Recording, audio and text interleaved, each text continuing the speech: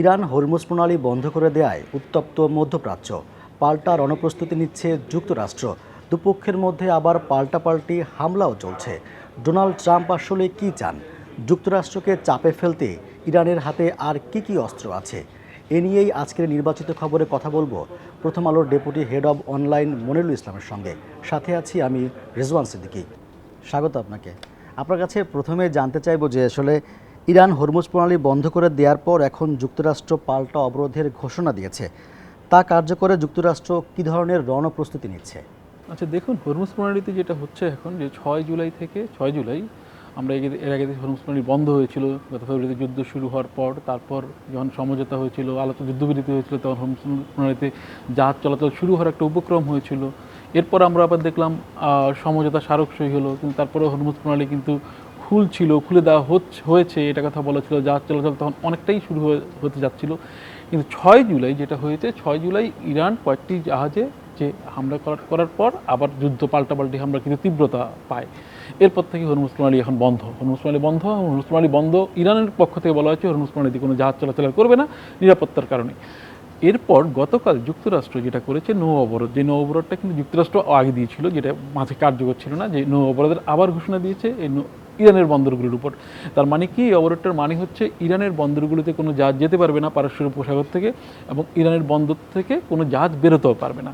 এখন এই অবরোধটা কীভাবে কার্যকর করবে? যুক্তরাষ্ট্রের সেন্ট্রাল কমান্ড, যেটা হচ্ছে মধ্যপ্রাচ্যের সেন্ট্রাল কমান্ড, তারা জানিয়েছে যে তাদের 20টা যুদ্ধজাহাজ এবং কয়েকশো বিমান 20টা যুদ্ধজাহাজ এবং কয়েকশো যুদ্ধ বিমান এই অবরোধটা কার্যকর করবে। তার মানে হচ্ছে এখানে একটা যুক্তরাষ্ট্র, আপনি জানেন যুক্তরাষ্ট্রের প্রায় মধ্যপ্রাচ্যের 10টি দেশে যুক্তরাষ্ট্রের 19টির মতো ঘাঁটি আছে, এখানে সৈন্যরা আছে। তো এই ঘাঁটিগুলোকে যুক্তরাষ্ট্র ব্যবহার করবে এই হরমুজ প্রণালীতে অবরোধ কার্যকর করার জন্য। যেমন যুক্তরাষ্ট্র চাইছে যেটা, যে তারা বলছেও যে হরমুজ প্রণালীতে যদি জাহাজ চলাচল আটকে দিতে পারে, যে ইরানের বন্দরগুলো যদি অবরুদ্ধ করে ফেলতে পারে, তাহলে ইরানের অর্থনীতি অনেকটাই ধ্বংস হয়ে যাবে। যেটা যদিও আমরা দেখেছি যেটা কার্যকর কোনো কিছু হয়নি, কিন্তু যুক্তরাষ্ট্র এখন সেটাই চাইছে, যে একটা বড় ধরনের প্রস্তুতি ইরানকে একদম হচ্ছে গিয়ে কোণঠাসা করে ফেলতে, যে ইরানের বন্দর থেকে কোনো জাহাজ যেন বেরোতে না পারে, ইরানের বন্দর থেকে কোনো জাহাজ যেন ভিড়তেও না পারে, এই বিষয়টা কার্যকর করতে চাইছে। হরমুজ প্রণালী নিয়ে এত উত্তেজনা কেন, আর ইরান কি বলছে? ইরান যেটা বলেছে যে যুদ্ধ শুরুর পর যে হরমুজ প্রণালী এতদিন যেটা ছিল পারস্য উপসাগর থেকে হরমুজ প্রণালী হয়ে হচ্ছে যে চলাচলটা উন্মুক্ত ছিল সবার, এক পাশে সৌদি আরব আছে, ইয়েমেন আছে, ওমান আছে, আরেক পাশে হচ্ছে গিয়ে ইরান আছে, তো কারো বাধা ছিল না চলাচলাতে। যুদ্ধ শুরুর পর ইরান বলছে হরমুজ প্রণালীটা তারা নিয়ন্ত্রণ করবে, এই জন্য একটা কর্তৃপক্ষ তারা গঠন করেছিল, এবং তারা বলছিল যে এখানে টোল আদায় করা হবে, ইরান টোল আদায় করবে, যে প্রতিটা জাহাজ থেকে হচ্ছে গিয়ে টোল না হবে এই চলাচল ব্যবহার করার জন্য। তো ওটা নিয়ে হচ্ছে অন্যদের আপত্তি। ইরান এখনও আগের অবস্থানেই আছে, যদিও যে সমঝোতা স্মারক সই হয়েছিল, যে সমঝোতা স্মারকের একটা ক্লজ ছিল যেটা, যে 60 দিন এই হরমুজ প্রণালী ইরান উন্মুক্ত রাখার ব্যবস্থা নেবে। কিন্তু এখানে কিছু অস্পষ্টতা থাকার কারণে ইরানও সেই সুযোগটা নিচ্ছে, যুক্তরাষ্ট্র সেই বিষয়গুলো নিয়ে হচ্ছে গিয়ে তাদের স্বার্থে ব্যবহার করতে চাইছে। যেই কারণে হচ্ছে ইরান এখন এই অবস্থানেই আছে যে হরমুজ প্রণালী যদি চলাচল করতে হয়, ইরানের নির্দেশিত পথে চলতে হবে। যে কারণে ইরান বলছে যে তাদের নির্দেশিত পথে না চলার কারণেই কয়েকটা জাহাজে তারা হামলা চালিয়েছিল।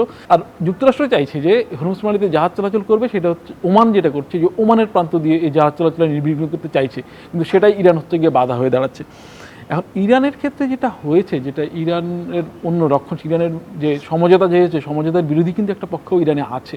তো তারা কিন্তু বলছে হচ্ছে গিয়ে যুদ্ধটা চালিয়ে যেতে হবে, মানে কোনো আত্মসমর্পণ করা যাবে না তাদের লক্ষ্য। এবং ইরান এই যে এখন যে পাল্টাপাল্টি হামলা হচ্ছে, পাল্টাপাল্টি হামলার মধ্যে হচ্ছে গিয়ে ইরানের এই রক্ষণশীল নেতাদের অনেকেই বলছেন যে আমাদের সর্বোচ্চ নেতা, ধর্মীয় নেতা, যেটা হত্যার প্রতিশোধ নিতে হবে, সেই প্রতিশোধ নেওয়ার অংশ হিসেবে এদেরই একজন ছিলেন হচ্ছে গিয়ে মনুচের মুত্তাকি, যিনি ইরানের সাবেক পররাষ্ট্রমন্ত্রী। তিনি বলেছেন যে ইরানের উচিত হবে এখন যুক্তরাষ্ট্রের ঘাঁটিগুলোতে হামলা করে হচ্ছে গিয়ে স্থল অভিযান চালানো, একদম সরাসরি স্থল অভিযান চালিয়ে 100 মার্কিন নাগরিককে ধরে নিয়ে ইরানে নিয়ে আসা, এদেরকে জিম্মি করে রাখা, মানে এইরকম কঠোর অবস্থানে তারা যেতে চাইছেন। ফলে ইরানের অবস্থান কিন্তু হরমুজ প্রণালী গিয়ে একই রকম আছে, ইরানের অনড় অবস্থায় আছে এখন। হরমুজ প্রণালী নিয়ে যুক্তরাষ্ট্র আসলে কি চাইছে? এখানে যুক্তরাষ্ট্র কী চাইছে, তার সঙ্গে গুরুত্বপূর্ণ হচ্ছে যুক্তরাষ্ট্রের প্রেসিডেন্ট ডোনাল্ড ট্রাম্প কী চাইছেন। ডোনাল্ড ট্রাম্প কিন্তু বরাবরই হরমুজ প্রণালীতে ইরানের যে টোলের যে আরোপের বিষয়টি, এটা বিরোধিতা করে আসছিলেন। কিন্তু এখন আমরা দেখতে পেলাম সর্বশেষ যে যুক্তরাষ্ট্র উনি হচ্ছে গিয়ে 20% হারে টোল আদায়ের কথা বলছেন, টোল মানে ফি আদায়ের কথা বলছেন। তিনি যুক্তি দেখিয়েছেন যে হরমুজ প্রণালী নির্বিঘ্নে চলাচল করতে যুক্তরাষ্ট্রের সেনাবাহিনী যে হচ্ছে গিয়ে প্রহরা দেবে, যে নিরাপত্তার বন্দোবস্ত করবে, সের খরচ হিসেবে এই 20% ফি ফিটা যুক্তরাষ্ট্র আদায় করবে। তো এটা হচ্ছে গিয়ে তার কিন্তু তার অবস্থানের বিপরীত একটা।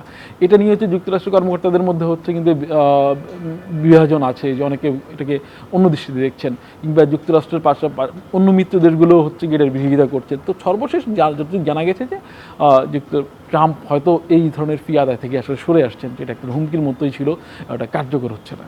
দু দেশের মধ্যে কিন্তু পাল্টাপাল্টি হামলাও চলছে, আসলে নতুন কোথায় কোথায় হামলা হলো? আপনি বলছেন যে হামলা চলছে, হ্যাঁ, গত 6 জুলাইয়ের পর থেকে কিন্তু হচ্ছে গিয়ে পাল্টাপাল্টি হামলা প্রতিদিনই চলছে।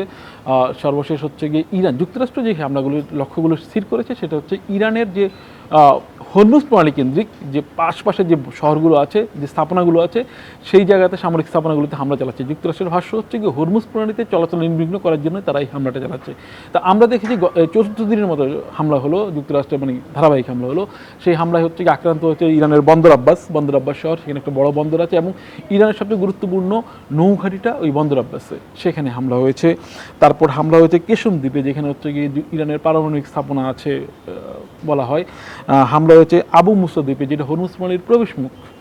এবং এর পাশাপাশি হচ্ছে গিয়ে ট্রাম্প হুমকি দিয়েছেন যে ইরান যদি হচ্ছে গিয়ে আলোচনার টেবিলে না আসে, তাহলে ইরানের জ্বালানি ক্ষেত্র এবং সেতুগুলো হামলা লক্ষ্যবস্তু করা হবে।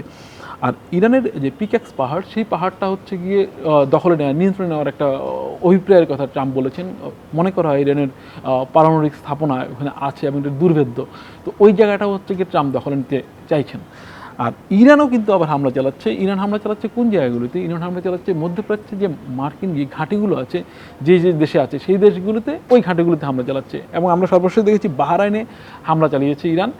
সেই হামলাটার লক্ষ্যবস্তু ছিল, বলা হয়েছে যে ইরান বলেছিল যে যুক্তরাষ্ট্রের পঞ্চম নৌবহরে ক্ষেপণাস্ত্র হামলা এবং ক্ষয়ক্ষতিও করা হয়েছে বলে ইরানের পক্ষ থেকে দাবি করা হয়েছে, যদি যুক্তরাষ্ট্র বা পেন্টাগনের পক্ষ থেকে এই বিষয়ে কোনো তথ্য এখনো জানানো হয়নি।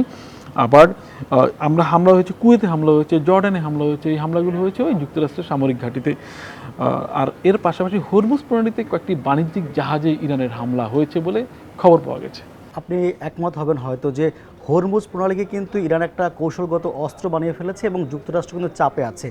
ইরানের হাতে আসলে আর কি কি অস্ত্র আছে? দেখুন, যুদ্ধ শুরুর পর যে হরমুজ প্রণালী কিন্তু হচ্ছে কি যে অবস্থায় ছিল, সে যুদ্ধ শুরুর পর কিন্তু হরমুজ প্রণালীকে ইরান আসলে অস্ত্র বানিয়ে ফেলেছিল। এবং হরমুজ প্রণালীটা গুরুত্বপূর্ণ এই কারণে যে হরমুজ প্রণালী দিয়ে বিশ্বের 20% জ্বালানি পরিবহন হয় এই প্রণালী দিয়ে। ফলে এটা যখন বন্ধ হয়ে যায় তখন পুরো বিশ্বের উপরই চাপ পড়ে, এবং সেই চাপটা যুক্তরাষ্ট্রের উপরে পড়েছে। যুক্তরাষ্ট্র মূল্যস্ফীতি দেখা দিয়েছে, যুক্তরাষ্ট্রেও এই চাপটা অন্য দেশগুলো যুক্তরাষ্ট্রের উপরে চাপ তৈরি করেছে, মিত্র দেশগুলো। তো সেই চাপটা কিন্তু করতে পেরেছে ইরান হচ্ছে হরমুজ প্রণালী করার মধ্যে, নিয়ন্ত্রণ করার মধ্যে, বা হরমুজ প্রণালীকে আটকে দেওয়ার মধ্যে দিয়ে।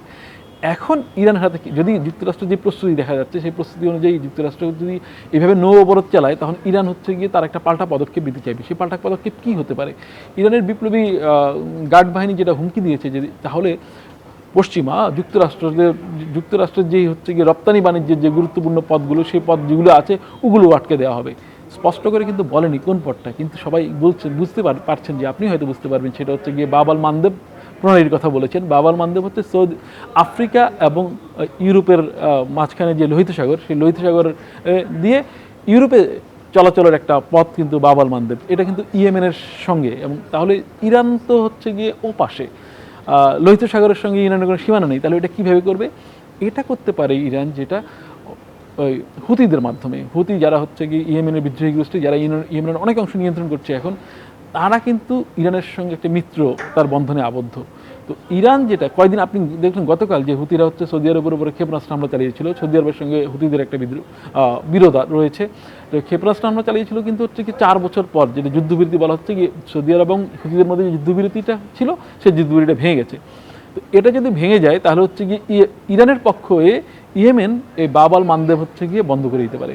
তাহলে হচ্ছে হরমুজের মতো বাব আল মানদেব হচ্ছে বন্ধ হয়ে গেলে যেটা সমস্যা হবে, আপনি জানেন যে লোহিত সাগর দিয়ে সুয়েজ খাল হয়ে ইউরোপের সঙ্গে এশিয়ার হচ্ছে গিয়ে বাণিজ্যিক জাহাজ চলাচল কিন্তু করে। আর যদি এই পথটা যদি বন্ধ হয়ে যায়, তাহলে হচ্ছে কি এশিয়ায় ইউরোপ থেকে জাহাজ আসতে হলে পুরো আফ্রিকা মহাদেশ ঘুরে আসতে হবে। তাহলে হচ্ছে গিয়ে জ্বালানি খরচ এবং হচ্ছে গিয়ে ব্যয় সব কিছুই কিন্তু হচ্ছে গিয়ে পণ্য মূল্য সব কিছুই বেড়ে যাবে। পুরো বিশ্ব, ইউরোপ থেকে শুরু করে পুরো বিশ্বই কিন্তু হচ্ছে গিয়ে সেই ক্ষতিগ্রস্ত হবে। এবং এটাই হুতিরা কিন্তু এটা জানে, এবং সেটা কিন্তু তারা বলেছে, যে হুতিরা কিন্তু কর্মকর্তা বলেছেন, যদি বাব আল মানদেব প্রণালীটা বন্ধ করে দেওয়া হয়, তাহলে বিশ্ববাজারে তেলের দাম $200 পৌঁছে যেতে পারে। এটা এক ধরনের হুঁশিয়ারি তিনি দিয়েছেন। তো আপনি জানেন যে হরমুজ যখন বন্ধ হয়ে গেল তখন বিশ্ববাজারে তেলের দাম $120 কিন্তু পৌঁছে গেছিলো। তারপর হচ্ছে হরমুজ প্রণালী যে উত্তেজনা প্রশমনের পর কমতে কমতে তা হচ্ছে গিয়ে $70 নেমে আসে। কিন্তু এখন আবার যুদ্ধ যখন আবার বাড়ছে, উত্তেজনা বাড়ছে, পাল্টাপাল্টি হামলা হচ্ছে, তখন কিন্তু আবার তেলের দাম বাড়ছে, যে $78 কিন্তু চলে গেছে। তো এখন এরপর যদি বাবাল মানদেব হচ্ছে গিয়ে এরকম একটা পরিস্থিতি তৈরি হয়, তাহলে হচ্ছে গিয়ে ইরানের হাতে কিন্তু হচ্ছে গিয়ে একটা গুরুত্বপূর্ণ তাস থাকবে, যেটা হচ্ছে কি তখন হুতিরা যদি বাবাল মানদেব বন্ধ করে দেয়, তাহলে হচ্ছে কি যুক্তরাষ্ট্র এবং আরও বেশি চাপে পড়বে, যেটা হরমুজ নিয়ে যে চাপে পড়েছে সেটা আরও বেশি চাপে পড়বে। কিন্তু এখানে একটা বিষয় গুরুত্বপূর্ণ, সেটা হচ্ছে গিয়ে সেদিকে যাবে কি না। কারণ হচ্ছে গিয়ে সর্বশেষ সেন্ট্রাল কমান্ড যেটা বলেছে, ইরানের উপর যে হামলাটা হয়েছে, সেই হামলাটা যে সর্বশেষ যে 4 দিন ধরে টানা হামলা হয়েছে, এই অভিযানের লক্ষ্য ছিল হচ্ছে কি হরমুজ প্রণালী নির্বিঘ্ন করার ক্ষেত্রে ইরানের যে বাধাগুলো আছে, সেই বাধাগুলো অপসারণ করা, এবং সেই অভিযান শেষ হয়েছে। যদিও অনেক বড় প্রস্তুতি আছে, কিন্তু অভিযান যদি শেষ হয় তাহলে হচ্ছে কি পরিস্থিতি আবার যুদ্ধটা আর তীব্রতা নাও পেতে পারে। সেটা হচ্ছে কি আমরা মনে করতে পারি, মানে আমরা আশা করতে পারি যুদ্ধটা হয়তো তীব্রতা নাও পেতে পারে, কিন্তু আমরা নিশ্চিত করে কিছু বলতে পারছি না।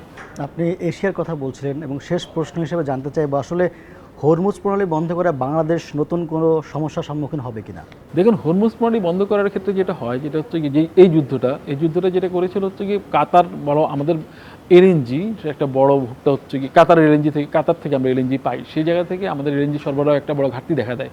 এবং বিশ্ববাজারে, আন্তর্জাতিক বাজারে যখন হচ্ছে তেলের দাম, অপরিশোধিত তেলের দাম বেড়ে যায় $120, তখন সেটা হচ্ছে গিয়ে চাপটা শুধু বাংলাদেশের উপরে পড়ে।